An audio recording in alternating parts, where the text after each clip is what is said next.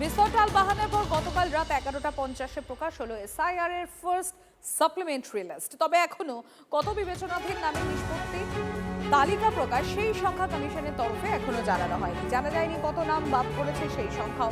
UEM Jaipur is a perfect target for prospective students aspiring for good jobs, good education with future-ready skills.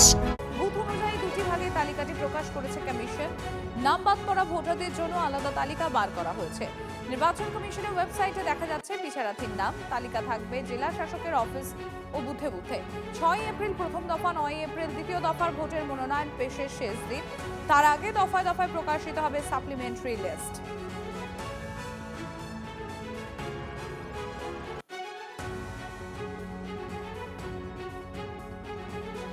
ঠিক সময় যদি TMC সরকার নির্বাচন কমিশনকে সহযোগিতা করতো তাহলে এত নামেরও বাকি থাকতো না, এত সমস্যাও হতো না। না কর্মচারী দিয়েছে, না অফিসার দিয়েছে, না ম্যাজিস্ট্রেট দিয়েছে। তারা চাইছিল না যে এটা সত্যি সত্যি যারা ভুয়ো ভোটার তারা বাদ যান। তো এখন আদালত নিজে হস্তক্ষেপ করেছেন, নির্বাচন কমিশন এই ব্যাপারটা দেখছে।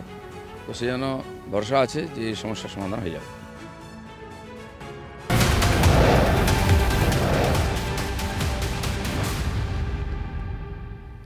সাপ্লিমেন্টারি তালিকায় নাম আছে কিনা কিভাবে দেখবেন?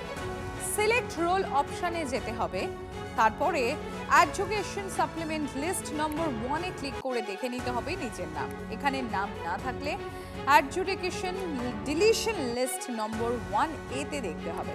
ডিলিশনে নাম থাকলে ভয় পাওয়ার কিছু নেই।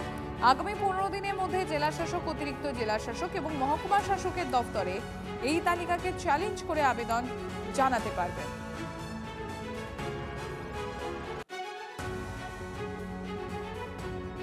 দীর্ঘ অপেক্ষার পর সোমবার রাতে সাপ্লিমেন্টারি তালিকা প্রকাশ হয়। সোমবার রাত 12টা নাগাদ কমিশনের ওয়েবসাইটে সাপ্লিমেন্টারি তালিকা প্রকাশ হয়।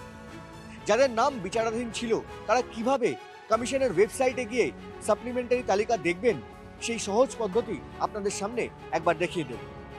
ইলেকশন কমিশনের যে ওয়েবসাইট রয়েছে অর্থাৎ voters.eci.gov.in সেখানে গিয়ে ক্লিক করবেন এবং সেখানে গিয়ে যে পেজটা খুলবে West Bengal 2026 year of revision এবং রোল টাইপ, এখানে যে সিলেক্ট রোল রয়েছে এখানে গিয়ে রোল টাইপে গিয়ে আপনাকে এটাই ক্লিক করতে হবে এবং ডিস্ট্রিক্ট দিতে হবে।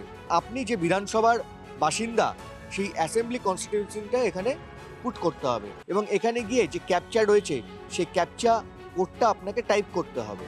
এরপরে যেই বুথে আপনি ভোট দেন আপনার যে ভোট কেন্দ্র সেটাকে সিলেক্ট করতে হবে এবং তারপরে গিয়ে ডাউনলোড সিলেক্টেড পিডিএফস সেটাকে ক্লিক করতে হবে। পিডিএফ ফরম্যাটে সেই ফাইলটা ডাউনলোড হবে এবং এখানে গিয়ে আপনি আপনার তালিকা যেটা রয়েছে সেটা দেখতে পারবেন। সাপ্লিমেন্টারি লিস্টে যদি আপনার নাম না থাকে, এখানে যদি খুঁজে না পান, তাহলে এখানে আপনাকে ব্যাক করতে হবে এবং ব্যাক করে এখানে রোল টাইপ অর্থাৎ সিলেক্ট রোলে গিয়ে অ্যাডজুডিকেশন ডিলিটেড লিস্ট নাম্বার 1 অর্থাৎ আপনার নাম ডিলিশনের তালিকায় আছে কিনা সেটা আপনাকে চেক করতে হবে।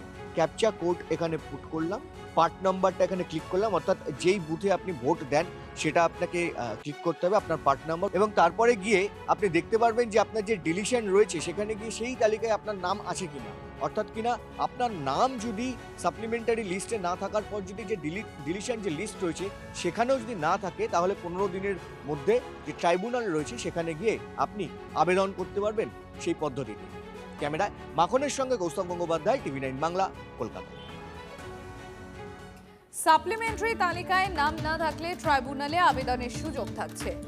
এডুকেশন ডিলিশন লিস্ট নাম্বার 1-এ চেক করতে হবে। নাম বাদ পড়লে ট্রাইব্যুনালে আবেদন করতে হবে। নাম কাটা গেলে বা না উঠলে আপিল করতে হবে।